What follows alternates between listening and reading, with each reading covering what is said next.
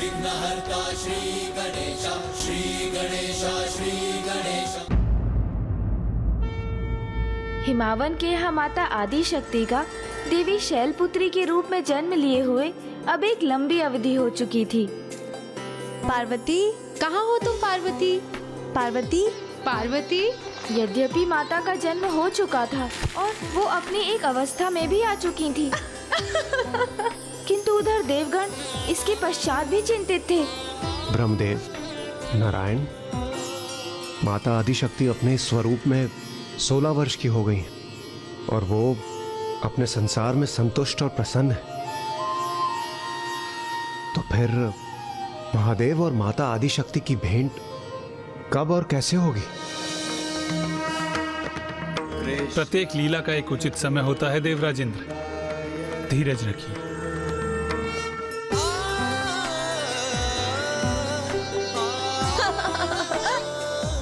सखी विजया, तुम्हारी चाल तो विफल कर दी मैंने। क्षमा करना सखी, मैं स्वयं को रोक ही नहीं पाई। जाओ, मैं तुम्हारे साथ क्रीड़ा नहीं करती। सखी विजया, विजया रुको तो, सुनो सखी।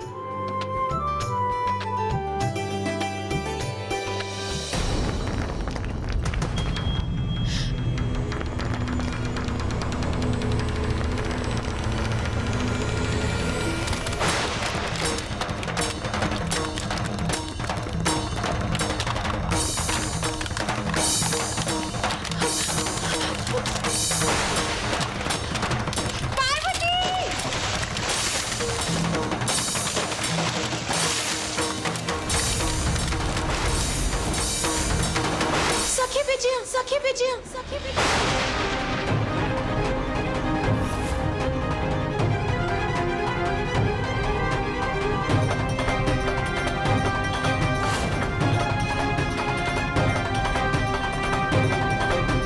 पार्वती रुको, रुक जाओ, सतह हिम्मत चटक जाएगी। जय, सखी विजया, तुम चिंता मत करो, कुछ नहीं होगा तुम्हें। मैं आ रही हूँ विजया। पार्वती, जय रुको। पार्वती,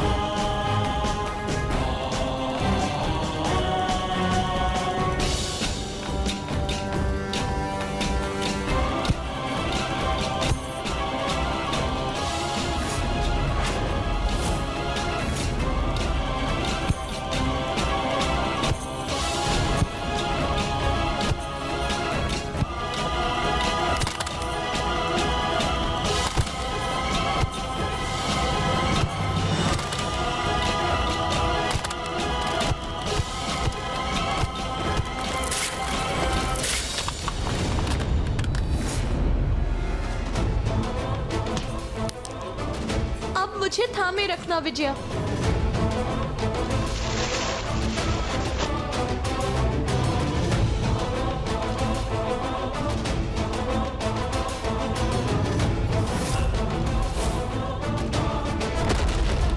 विजया, पार्वती,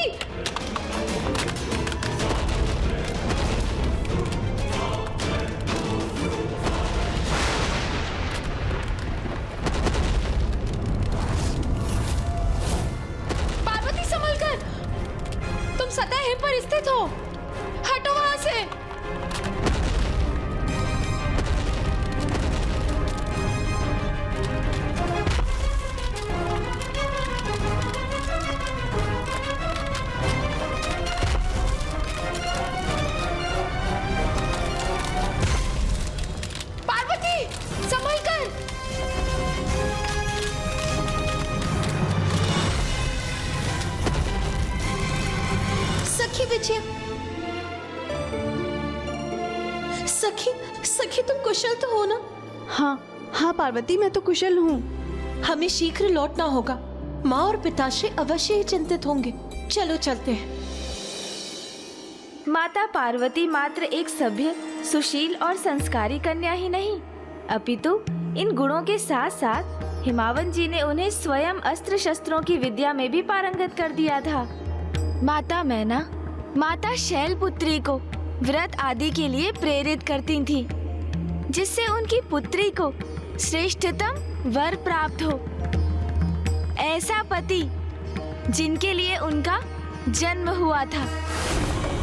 जहाँ एक और महादेव माता आदिशक्ति के जन्म से अनभिज्ञ अपनी चिर ध्यान साधना में लीन थे, वहीं देवता भी माता पार्वती और महादेव की भेंट के उस क्षण की बड़ी अधीरता से प्रतीक्षा कर रहे थे। ब्रह्मदेव, नारायण, अब और विलंब क्यों?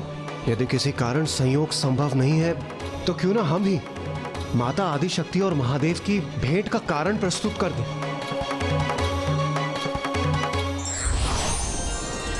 नारायण नारायण।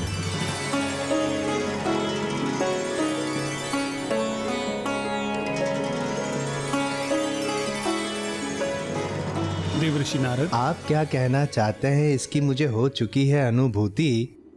बस अब इस दिव्य अलौकिक प्रणय प्रसंग के पूर्ण होने का माध्यम बनने की दीजिए मुझे अनुमति। फिर नेक कार्य में विलंब कैसा? क्योंकि एकमात्र आप ही तो हैं जो इस कार्य को पूर्ण कर सकते हैं।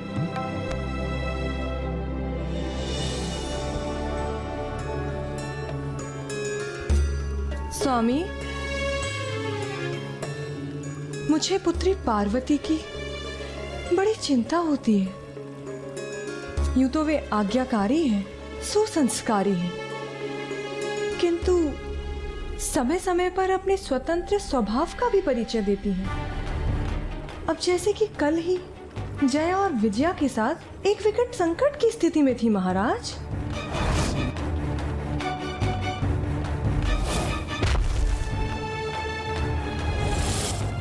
मेरे विचार से अब हमें उसके योग्य एक उचित वर ढूंढना चाहिए। प्रिय, आप व्यर्थ में चिंता कर रही हैं। हमारी पुत्री पार्वती के स्वभाव में और भी स्थिरता लाने हेतु हमें विवाह के अलावा और भी कोई उपाय अवश्य करने चाहिए। नारायण नारायण। सेवा। देव ऋषि नारद, प्रणाम देव ऋषि नारद। आइए, आसन ग्रहण कीजिए।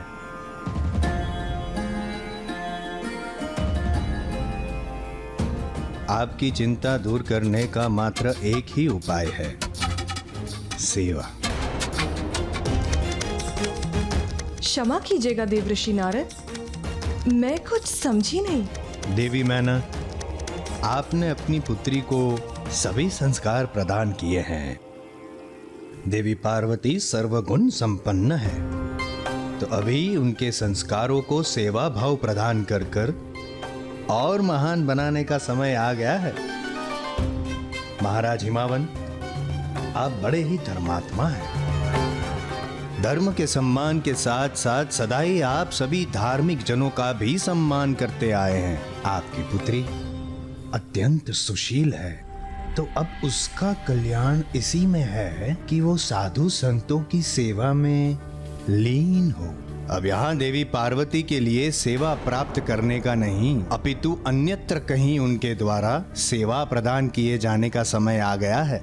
ये आप क्या कह रहे हैं? साधु संतों की सेवा करने के लिए मेरी पुत्री पार्वती को किसी महान ऋषि के आश्रम में जाना होगा? नारायण नारायण। महाराज, अति उत्तम भाग्य है आपकी पुत्री का, क्योंकि यहां से समीप एक गुफा में महान दिव्य योगी समाधि में स्थित है।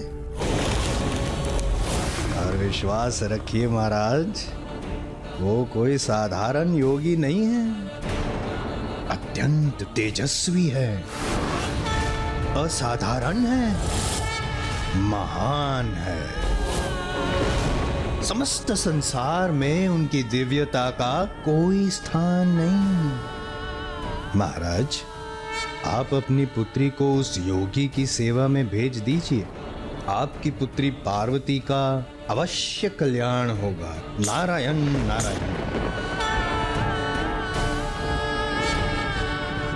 देव ऋषि नारद, आपको आपके इस सुझाव के लिए कोटि कोटि धन्यवाद। मैं स्वयं मेरी पुत्री पार्वती को उस योगी के समीप ले जाऊंगा। नारायण नारायण। किंतु स्वामी, हम अपनी पुत्री को ऐसे ही कैसे किसी तपस्वी की सेवा में भेज दें? देवी मैना, ये सुझाव स्वयं देव ऋषि नारद ने दिया है। इसके पीछे अवश्य कोई बड़ा कारण होगा।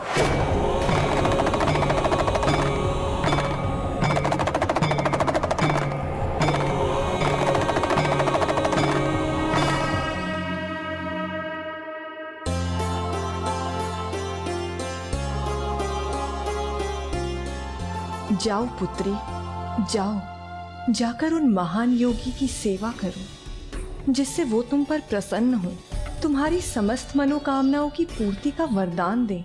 माँ, सेवा तो तभी तक सेवा रहती है जब वो बिना किसी अपेक्षा की जाए। मैं भी संपूर्ण समर्पण से उनकी सेवा करूंगी, इसी भाव से कि उनके आशीर्वाद के सिवाय मुझे उनसे और कुछ भी नहीं चाहिए।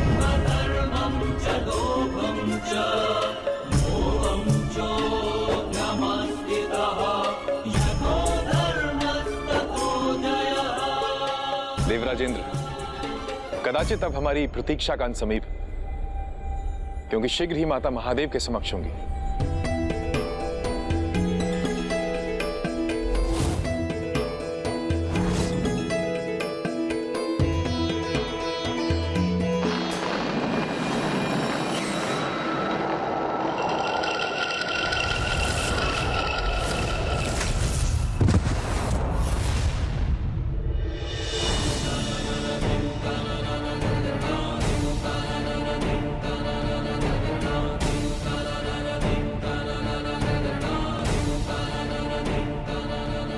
वो देखो पुत्री, वहां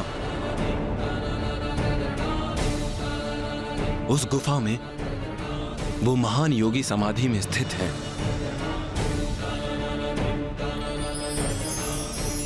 ये कैसा दिव्य और अद्भुत आकर्षण है जो मुझे उस गुफा की ओर खींचे जा रहा है।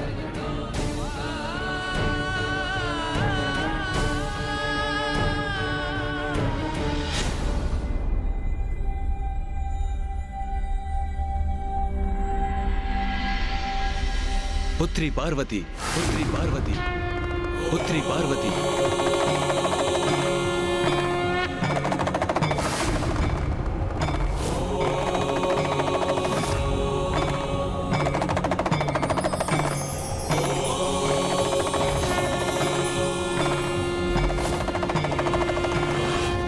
इतने समय से हमें जिस क्षण की प्रतीक्षा थी,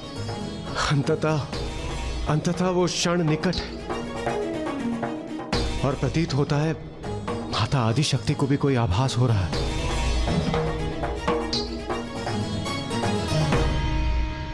जी पिताश्री।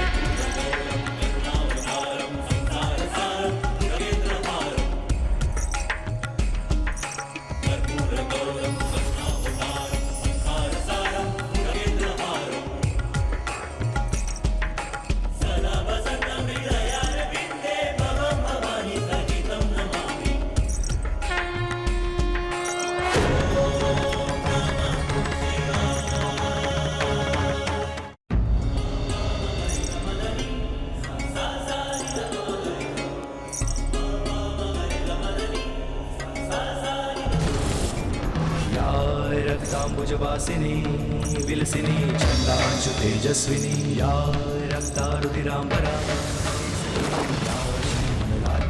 या रत्नाकरमन्थना प्रगटिता विष्णो स्वया गेहिनी सा मां पातु मनोरमा भगवती लक्ष्मी च पद्मावती।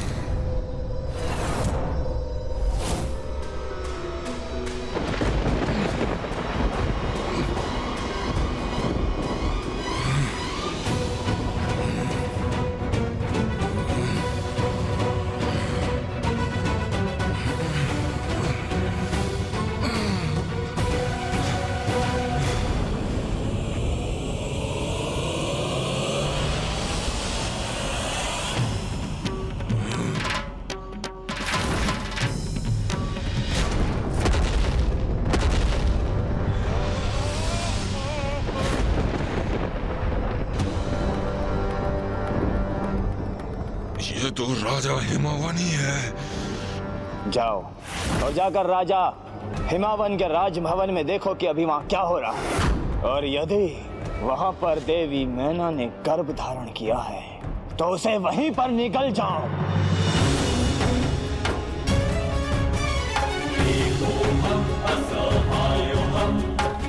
मेरी प्रिय पुत्री, मैंने तुम्हारी मां को तो समझा दिया था, किंतु तुमसे तुम्हारी इच्छा नहीं पूछी। तुम यहां कुशलता से रहोगी? इतना महान दायित्व संभाल पाओगी ना तुम? पिताश्री, आप व्यर्थ ही चिंता कर रहे हैं। अब मैं बड़ी हो गई हूँ, 16 वर्ष की आयु हो गई है मेरी। मैं ये दायित्व अवश्य निभा लूंगी। 16 वर्ष? अर्थात मैं 16 वर्षों से यहाँ मृत अवस्था में पड़ा रहा, और अब देवी आदि शक्ति राजा हिमावन की पुत्री के स्वरूप में एक युवती बन चुकी है। मुझे महाराज तारकासुर द्वारा दिया गया कार्य शीघ्र संपन्न करना चाहिए। अति शीघ्र उनके निकट पहुंचकर उन्हें ये सूचना देनी चाहिए। अट्टासुर, वो दुष्ट असुर पुनः जीवित हो गया। अट्टासुर की मृत्यु हो चुकी थी, किंतु उसे पुनर्जीवन भी प्राप्त हुआ, क्योंकि माता पार्वती का आंचल उसके ऊपर से चला गया और उसने माता को देखकर उन्हें पहचान लिया, क्योंकि ये उसे भी ज्ञात था कि एकमात्र माता आदि शक्ति ही उसके मृत शरीर को जीवन प्रदान कर सकती थी। गणेश जी, फिर क्या हुआ? एक और अट्टासुर तारकासुर को माता के जन्म की सूचना देने जा रहा था, तो दूसरी ओर समस्त देवता बड़ी व्यग्रता से उस क्षण की प्रतीक्षा कर रहे थे जब महादेव और माता पार्वती एक दूसरे के समक्ष आने वाले थे।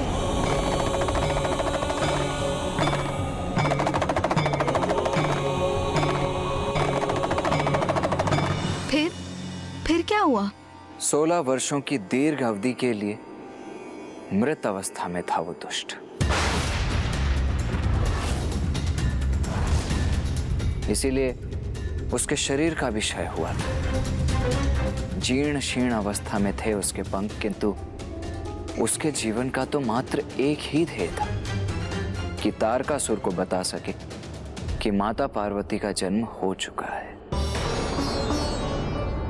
और अब तो वो एक युवती में भी परिवर्तित हो चुकी है। और जैसे ही महाराज हिमावन और माता पार्वती आगे बढ़े, उस दुष्ट अट्टासुर ने उनकी दृष्टि से छिपकर उड़ान भरने की तैयारी कर ली। किंतु देवता वो भी उसे नहीं देख सके। सभी देवता, यहाँ तक कि नारायण और ब्रह्मदेव भी अपनी श्वास रोके महादेव और माता पार्वती की भेंट के इस दिव्य और अलौकिक घटना के प्रत्यक्षदर्शी बनने के लिए आतुर थे। इसलिए उनका ध्यान भी अट्टासुर पर नहीं गया और उस दुष्ट ने उसके दुर्बल पड़े शरीर में जितनी भी शक्तियां शेष थीं, उन्हें एकत्रित कर अपनी उड़ान में झोंक दिया।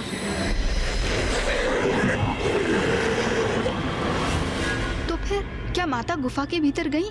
उन्हें महादेव के दर्शन हुए? उन्होंने एक दूसरे को देखा?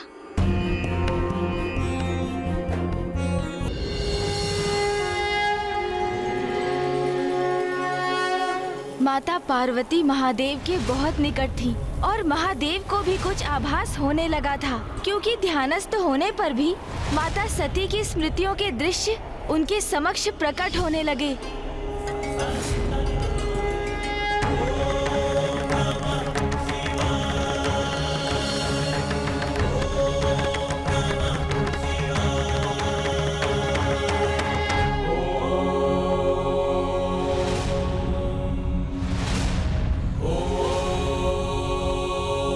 प्रतीत होता है कि महायोगी इसी गुफा में स्थित हैं। हमें उनके समक्ष जाना चाहिए।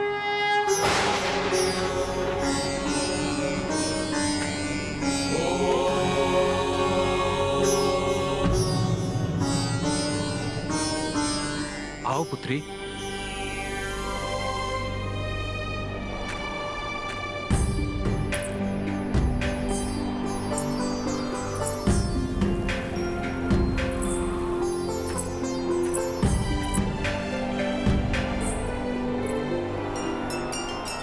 अब माता महादेव के समक्ष पहुंचने ही वाली।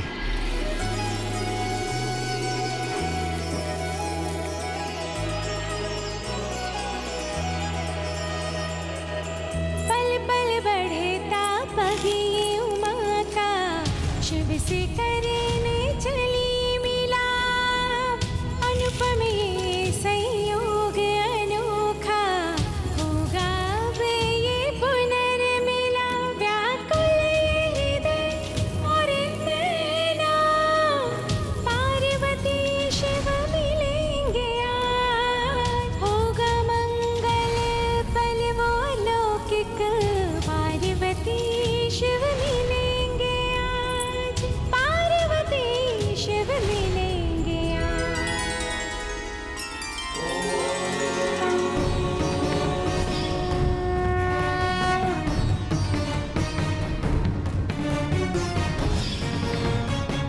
मुझे सती की उपस्थिति का आभास क्यों हो रहा है?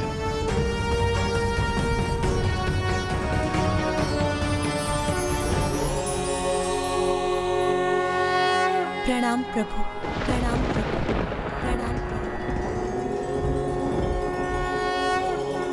बस अब महादेव अपने नेत्र अवश्य खोलेंगे।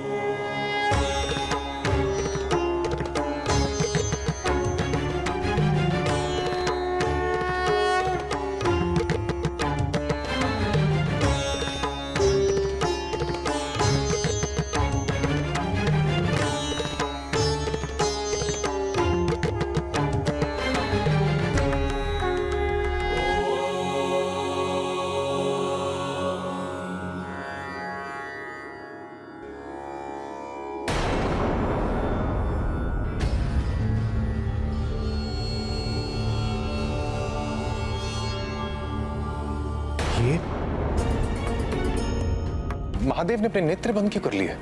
तो क्या महादेव ने देवी पार्वती को देखा ही नहीं? किंतु माता पार्वती तो वहीं थी उनके समक्ष, फिर महादेव की दृष्टि उन पर कैसे नहीं गई?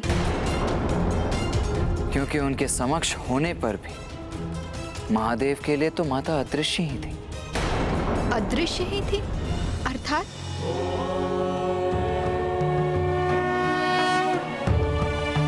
यदि माता महाराज हिमावन के पीछे ही स्थित रहेंगी तो महादेव की दृष्टि उन पर कैसे जाएगी? जब तक माता महादेव के समक्ष नहीं आएंगी तो वो उन्हें देखने में असमर्थ ही रहेंगे। इन महायोगी जी ने तो मुझे देखकर भी अनदेखा कर दिया, किंतु क्यों? इसका क्या कारण है? पिताश्री, प्रतीत होता है कि महायोगी जी गहन ध्यान में हैं और वो अपने ध्यान को भंग नहीं होने देना चाहते। किंतु मुझे विश्वास है कि आपका स्वर उन तक अवश्य पहुंच रहा है। आप अपने शब्दों के माध्यम से हमारे आगमन का कारण और हमारा विनम्र निवेदन उन तक पहुंचा दीजिए पिताश्री। मुझे क्षमा कर दीजिए महायोगी जी, मैं पर्वतराज हिमावन आपके ध्यान में शमिक व्यवधान डालने का दुस्साहस कर रहा हूं, किंतु ये मेरा परम सौभाग्य है कि आप जैसे महान योगी ने मेरे राज्य में स्थित गुफा को ध्यान के योग्य मानकर उसे ध्यान के लिए चुना। महायोगी जी, मैं आपकी सेवा का प्रार्थी हूं और इसी मंतव्य से आपके पास एक अनुरोध लेकर आया हूं। कृपा कर मेरी पुत्री पार्वती को आपकी सेवा में स्थित रहने की अनुमति दीजिए, जिससे वो आपके ध्यान को सफल करने में आपकी सहायक बन सके।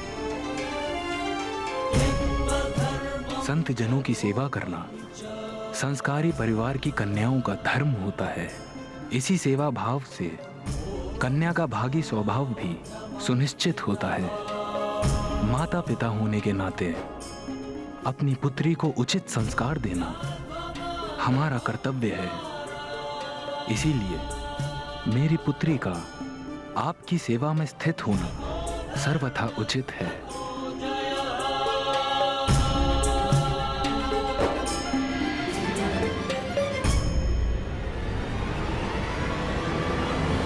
नाथ, महादेव महाराज हिमावन के वचनों को सुनकर भी उन्हें अनसुना क्यों कर रहे हैं?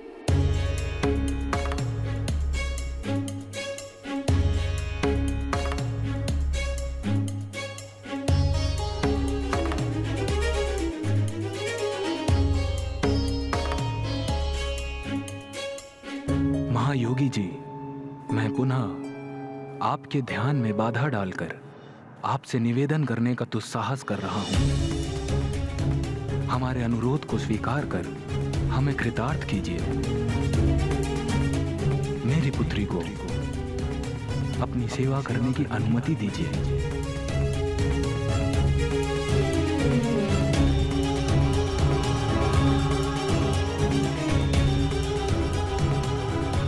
हमारी भी विनती सुनिए महादेव, अपने नेत्र खोलिए और माता को स्वीकार कीजिए प्रभु।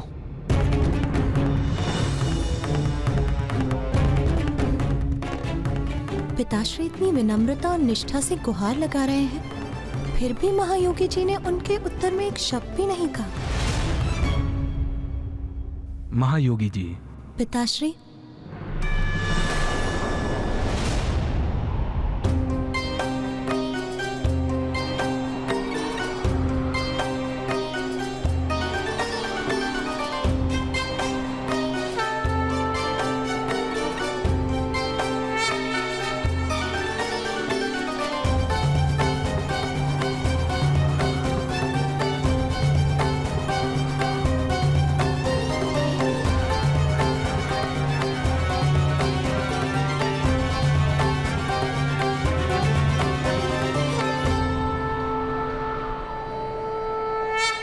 पिताश्री, कदाचित मुझे ही महायोगी जी से विनती करने दीजिए।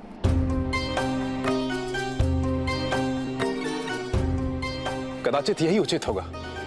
जब माता महादेव से कुछ कहेंगी तो महादेव उनका स्वर पहचान लेंगे और उन्हें अपनी दृष्टि से देखने के लिए अपने नेत्र खोलेंगे।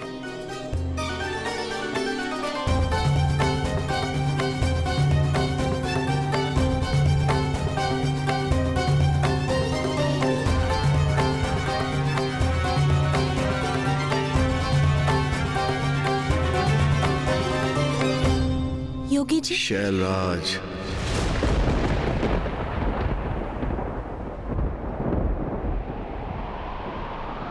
ये स्वर इतना चिर परिचित क्यों लग रहा है?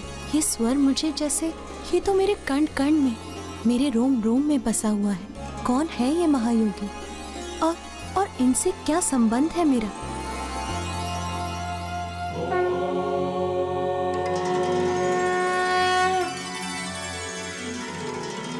आपकी प्रार्थना होते हुए भी मेरे ध्यान में बाधा प्रस्तुत कर रही है। अपनी पुत्री को योगी की सेवा में रखना चाहते हैं। विद्वान होते हुए भी ये भली भांति ज्ञात है आपको कि वेदों के विद्वानों ने नारी को माया रूपणी कहा है। नारी का स्वभाव तप में बाधा का कारण प्रस्तुत करता है, और मैं मोह माया से निर्लिप्त योगी हूं। मुझे किसी कन्या की अथवा किसी की सेवा की भला क्या आवश्यकता। नहीं शैलराज, मुझे आपका निवेदन अस्वीकार है। ले जाइए अपनी कन्या को, क्योंकि नारी की उपस्थिति वैराग्य को भंग करती है।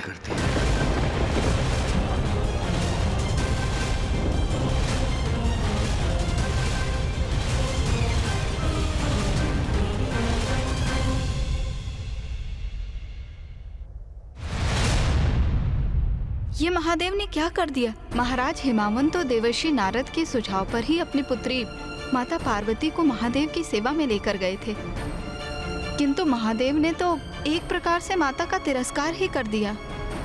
गुणेश जी, तब तो माता का क्रोध जागृत हुआ होगा, क्योंकि महादेव ने तो उनके पिता का भी अपमान किया था। फिर क्या हुआ गुणेश जी? क्या माता क्रोधित हुई, या फिर उन्होंने शांत रहकर ही स्थिति को संभाल लिया? महायोगी जी। पिताश्री, माता उन योगी अर्थात महादेव की स्थिति को समझ रही थी, इसलिए उन्होंने भी फिर धैर्य और विनम्रता का परिचय दिया। उमा समक्ष खड़ी और शिव ने आंखें जो मूंदी, दोनों हैं अनभिज्ञ और मिलाप दूर, मिलाप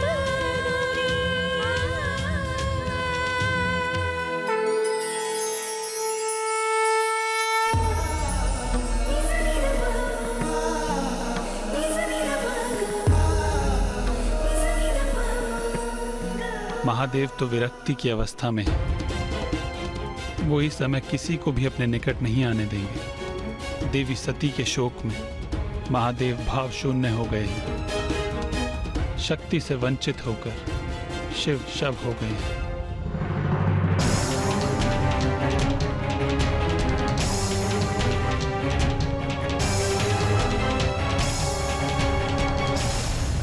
महादेव ने अपने नेत्र अवश्य बंद किए, किंतु जब वो देवी पार्वती का स्वर सुनेंगे तो उनके स्वर को पहचान कर अवश्य कोई प्रतिक्रिया देंगे।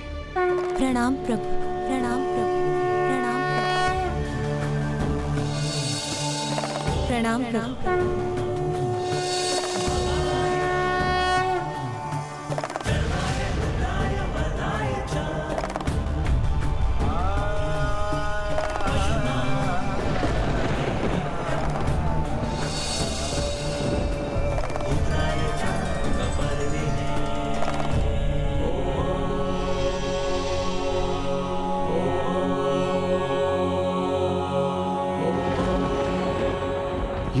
ये क्या? महादेव ने पुनः अपने नेत्र बंद कर लिए।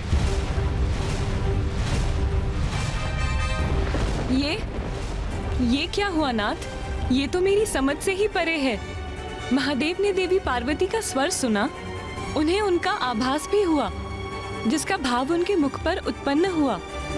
उन्होंने अपने नेत्र भी खोले, फिर वो पुनः अपने ध्यान में क्यों चले गए नाथ? प्रिय, महादेव देवी सती के वियोग में इतने व्याकुल हैं कि उनके नेत्र सर्वत्र देवी सती को ही ढूंढते हैं। प्रत्येक स्वर में उन्हीं का स्वर ढूंढते हैं महादेव।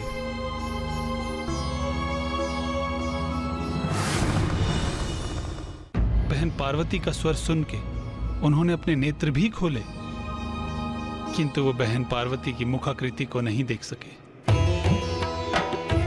ध्यान की अवस्था में अगर उन्हें कुछ दिखाई भी दिया तो मात्र एक नारी की छवि, देवी सती नहीं, मात्र एक अन्य स्त्री। और देवी पार्वती ने भी महादेव को नहीं देखा, क्योंकि वो उनका सम्मान स्थापित रखने के लिए वो अपनी दृष्टि को महादेव के चरणों पर ही स्थिर किए हुए हैं।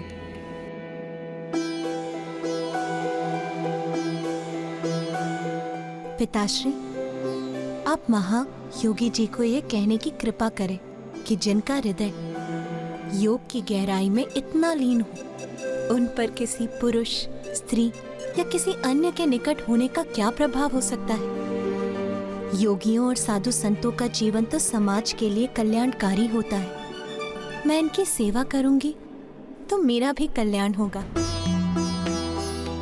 और मैं वचन देती हूँ कि मैं अपने कारण इनके ध्यान में कोई व्यवधान नहीं आने दूंगी। यहाँ की शांति भंग किए बिना बड़ी तन्मयता से इनकी सेवा करूंगी।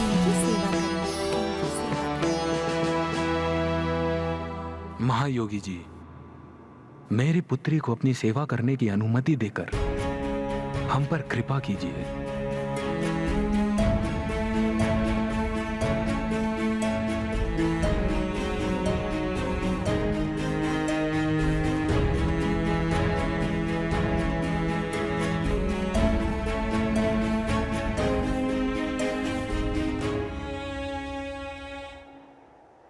उचित है शैलराज, जैसी आपकी इच्छा।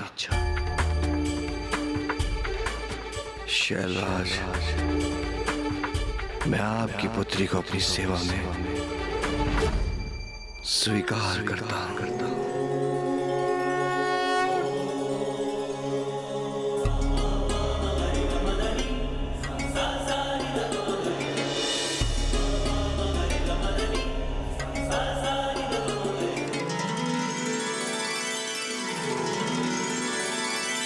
महादेव ने देवी पार्वती को अपनी सेवा की अनुमति दे दी। अब तो यही आशा है कि इस अवधि में दोनों परस्पर दर्शन प्राप्त करें।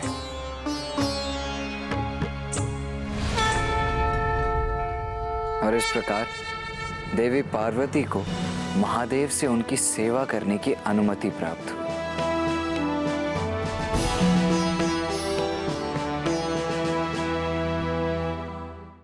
एक और हिमालय की गोद में माता पार्वती ने अपने जीवन के ध्येय अर्थात महादेव का सानिध्य प्राप्त करने हेतु अपनी यात्रा आरंभ की थी। सूरज चमके माथे पर, कुमकुम का मंगल टीका, ऐसी शोभा देख के सृष्टि आनंद का फीका। केशों के जोड़े प्रकृति की सारी ऊर्जा तपस्विनी कैलाशपति की पार्वती है गिरिजा। वहीं दूसरी ओर अट्टासुर अपना लक्ष्य पूरा करने को तत्पर था, जिससे वो शीघ्र तारकासुर तक पहुंचे और उसे माता पार्वती की सूचना देकर सावधान कर सके। और तारकासुर माता पर कोई नया आक्रमण कर अपने उद्देश्य की पूर्ति कर सके। महाराज का राजभवन अब निकट है। अब शीघ्र उनके समक्ष पहुंचूंगा मैं, उन्हें ये सूचना दूंगा।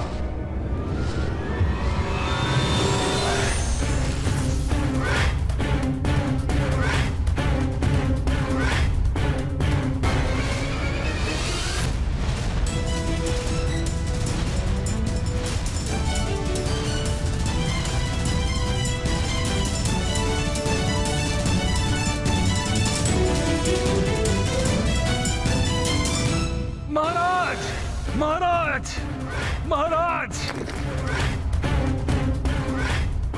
मुझे महाराज तारकासुर से भेंट करनी है। उन्हें एक महत्वपूर्ण समाचार देना है। हटो मेरे मार्ग से, भीतर जाने दो मुझे।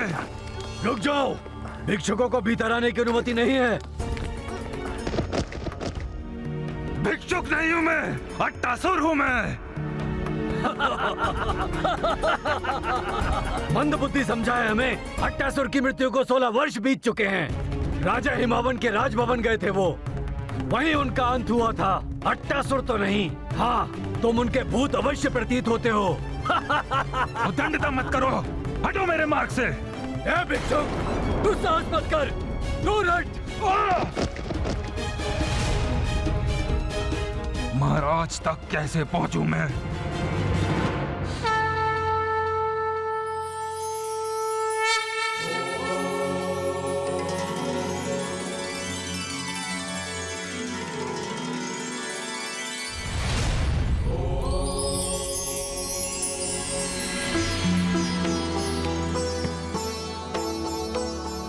माता पार्वती अब महादेव के सानिध्य में थीं और उन्हें बार बार बीते समय का आभास भी हो रहा था। किंतु अब भी जगत पिता महादेव और माता आदि शक्ति एक दूसरे के लिए पूर्णतया अनभिज्ञ एवं अपरिचित थे।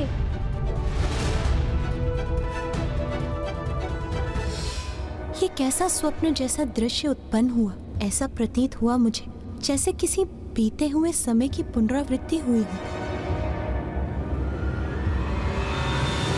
एक ओर माता पार्वती महादेव की सेवा में लीन थी और दूसरी ओर महादेव अपने ध्यान में।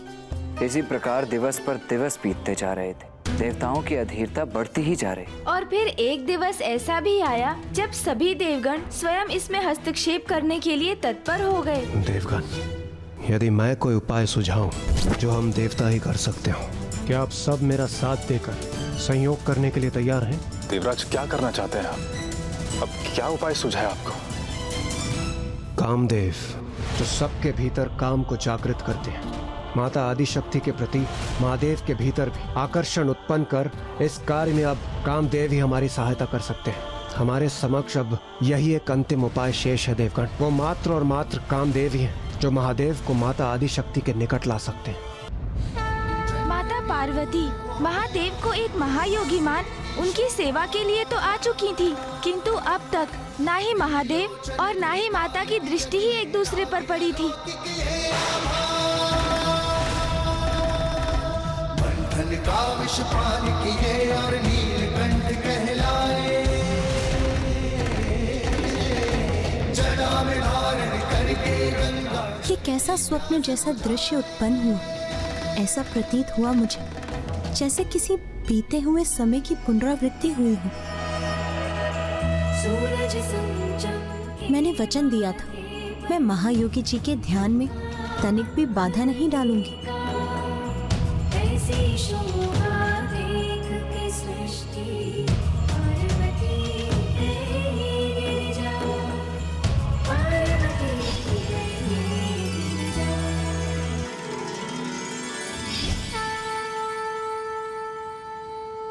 महादेव को यदि कुछ आभास भी हो रहा है तो वो अपनी भावनाओं को नाकार रहे हैं और अपने ध्यान में इतने गहरे जाते जा रहे हैं कि बहन पार्वती के इतना निकट होने पर भी उनकी उपस्थिति को स्वीकार नहीं कर पा रहे हैं। माता पार्वती महादेव की सेवा में डूब गईं और महादेव अपने ध्यान में लीन रहे और माता ने भी कभी अपनी दृष्टि उठाकर महादेव के दर्शन नहीं किए। बस इसी प्रकार समय बीतने लगा। कब दिवस होता और कब रात्रि, माता को इसका ध्यान ही नहीं रहा। वो तो बस महादेव की सेवा में ही खोई रहती। किंतु वहीं दूसरी ओर वो अट्टासुर तारकासुर के पास पहुंचने के लिए निरंतर प्रयास कर रहा था। महाराज, महाराज, महाराज, दूर हटो दुष्ट, ये ऐसे नहीं मानेगा।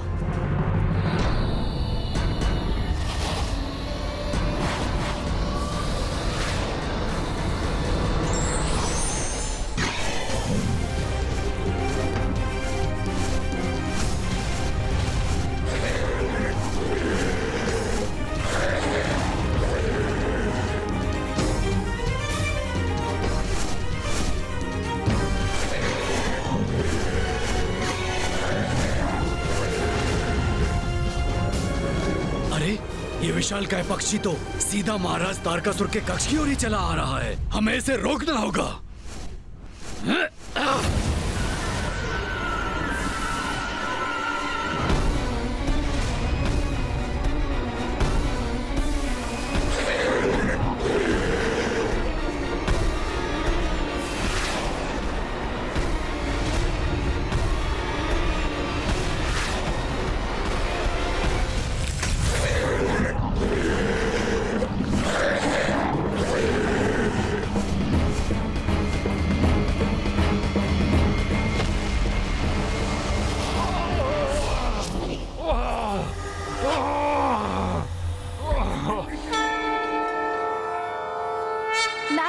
अट्टासुर अपनी सूचना तारकासुर को दे पा रहा था और ना ही इधर माता पार्वती एवं महादेव एक दूसरे से परिचित ही हो पा रहे थे। इसी प्रकार दिवस पर दिवस बीतते जा रहे थे। देवताओं की अधीरता बढ़ती ही जा रही थी और साथ ही वो दिन प्रतिदिन शक्तिहीन होते जा रहे थे। शक्तिहीन हो रहे थे देवता? हाँ, क्योंकि तारकासुर ने यज्ञ में तारकाय नमः स्वाहा का उच्चारण अनिवार्य कर दिया था और अब यज्ञ में उसके नाम की आहुति दी जाने लगी थी। अर्थात यज्ञ के अग्नि में दी जाने वाली आहुति की ऊर्जा देवताओं तक ना पहुंचकर तारकासुर के शरीर में समाहित होकर उसे ही शक्ति प्रदान कर रही थी। हाँ, इसीलिए अब ये और भी महत्वपूर्ण होता जा रहा था कि महादेव और माता पार्वती परस्पर दर्शन करें। और अब देवता भी समझ गए थे। दयनीय अवस्था में सभी देवगण सहायता की गुहार लिए ब्रह्मदेव के पास पहुंच तो गए, किंतु उस स्थिति में स्वयं ब्रह्मदेव भी किम कर्तव्य विमूढ़ थे। अंततः फिर विवश होकर इंद्रदेव ने सोचा कि अब उन्हें ही माता आदिशक्ति और महादेव को एक दूसरे के निकट लाने के लिए कुछ करना होगा। देवगण, यदि मैं कोई उपाय सुझाऊं, कोई ऐसा उपाय जो हम देवता ही कर सकते हो, क्या आप सब उसमें मेरा सहयोग करेंगे?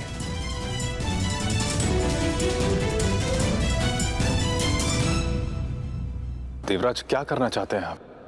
अब क्या उपाय सुझाया आपको? कामदेव।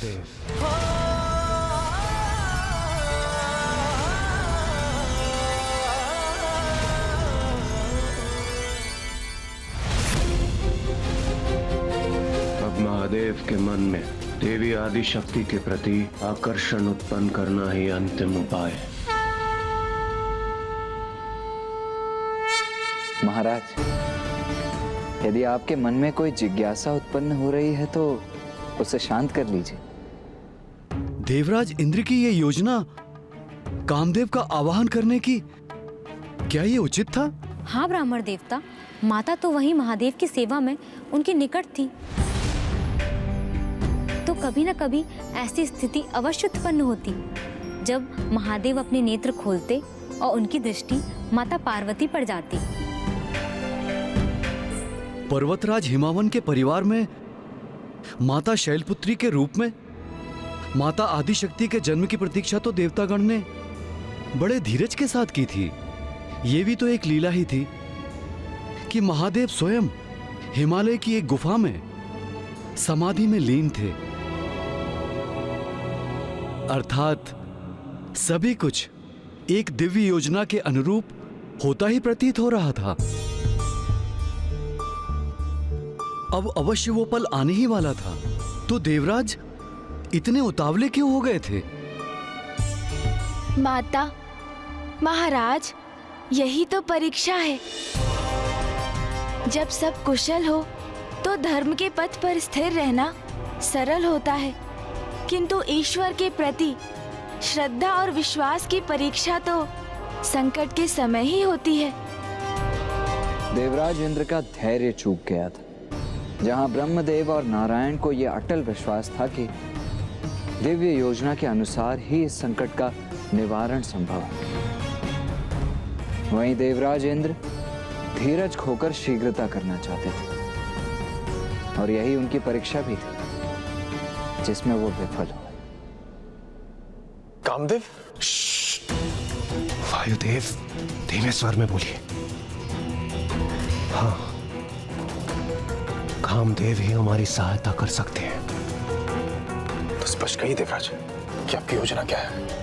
वायुदेव, महादेव इस समय भाव शून्य में है, संसार से विरक्त है वो।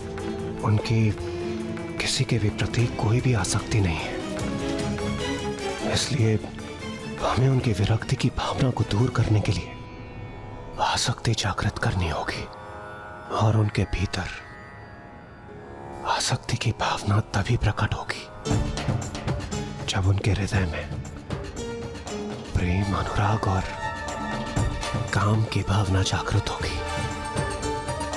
तभी तो वो माता पार्वती के प्रति आकर्षित होंगे,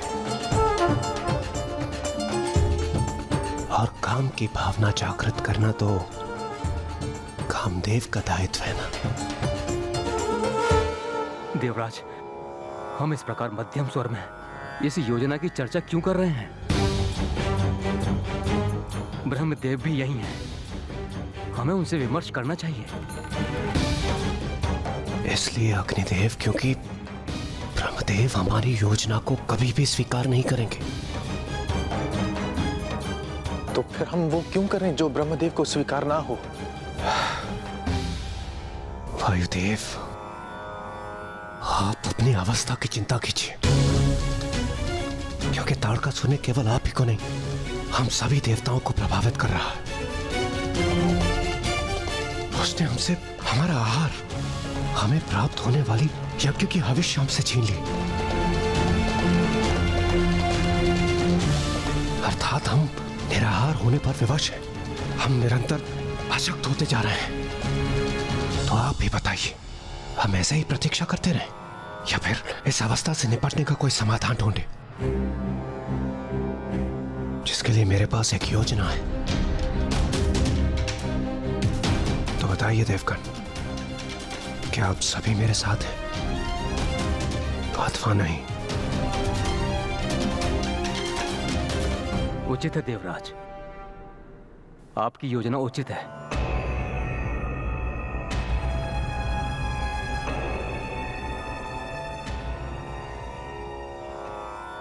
कामदेव,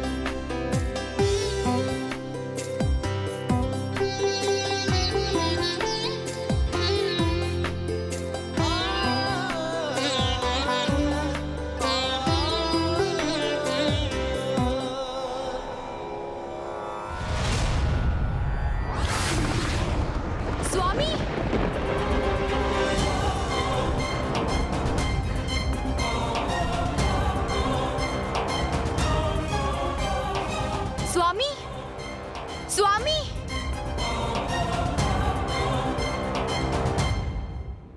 स्वामी,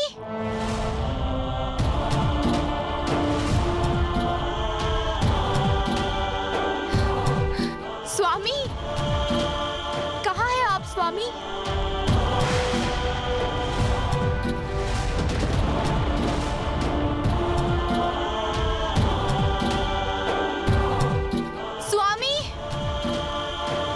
ढूंढूं मैं आपको? स्वामी, स्वामी,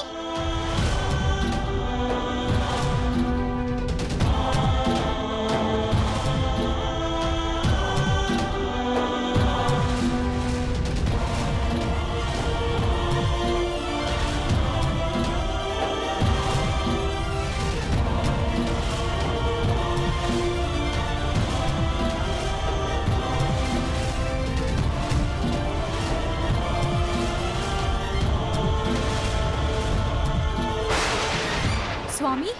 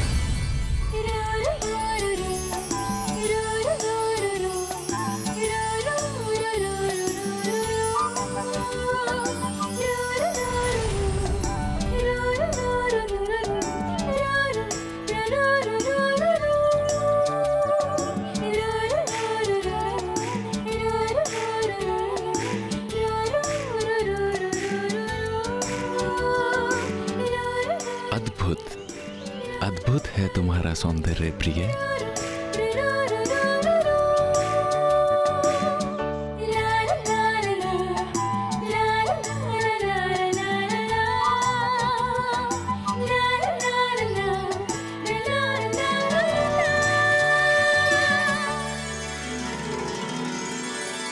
प्रिय, क्या हुआ? आप कहाँ चले गए थे स्वामी? मैं आपको कब से ढूंढ रही थी। मुझे ढूंढने के लिए तुम्हें तो बस अपने हृदय में झांकने की आवश्यकता थी। मैं तो तुम्हें वहीं मिल जाता प्रिय। मैं इतनी चिंतित थी क्योंकि कुछ अवधि पहले मेरा दाहिना नेत्र फड़क कर एक अपशगुन प्रस्तुत कर रहा था। फिर किसी प्रकार मुझे निद्रा आ गई और मैंने आपको लेकर एक दुस्वप्न देखा। जब मेरे नेत्र खुले तब मैंने देखा कि आप वहां नहीं थे। चिंता के कारण मैं इतनी हताश हो गई कि मुझे लगा कि मेरे प्राण ही छूट जाएंगे। और आप है कि मेरा उपहास कर रहे हैं।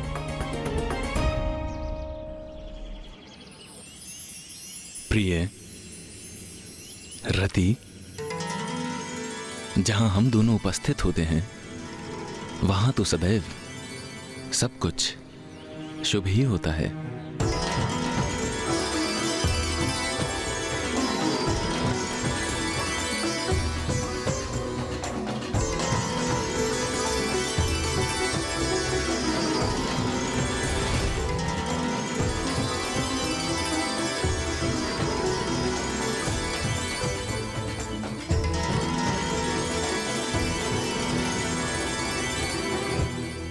रति, संसार का समस्त सौंदर्य हमसे ही तो है।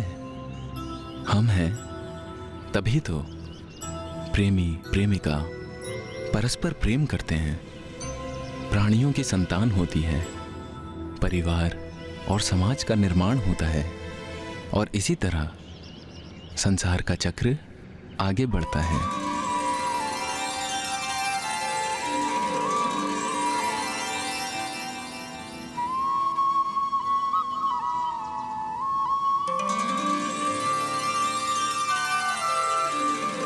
आप मुझे सता रहे हैं ना स्वामी? लीजिए, अब मैं आपको सताती हूँ।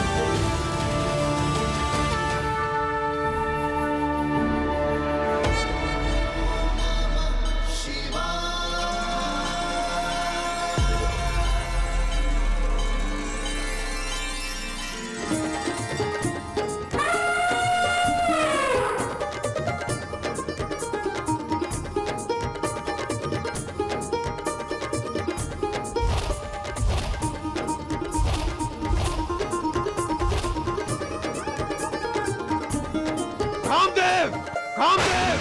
कामदेव! कामदेव!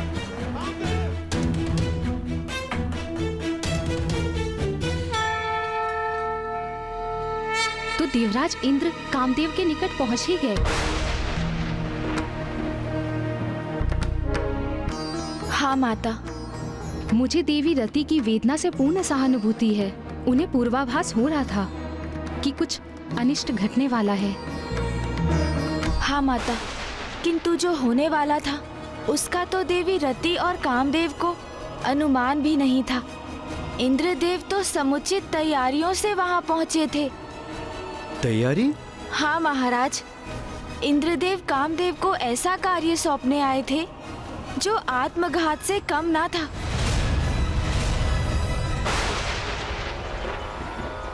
प्रणाम देवराज इंद्र।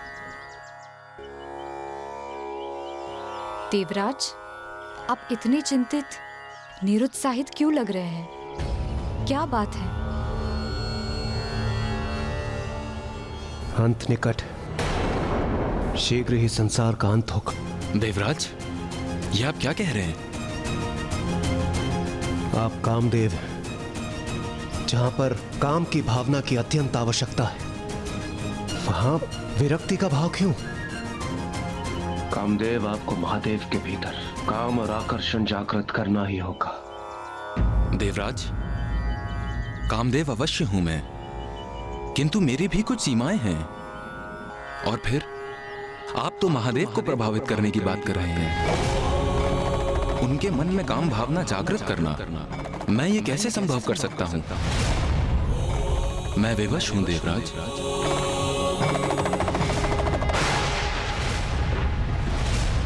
कामदेव ने मना कर दिया, तो क्या इसका अर्थ यही हुआ कि संकट टल गया था गणेश जी? संकट अभी टला नहीं था, अपितु ये तो एक बहुत बड़े महासंकट का आरंभ था।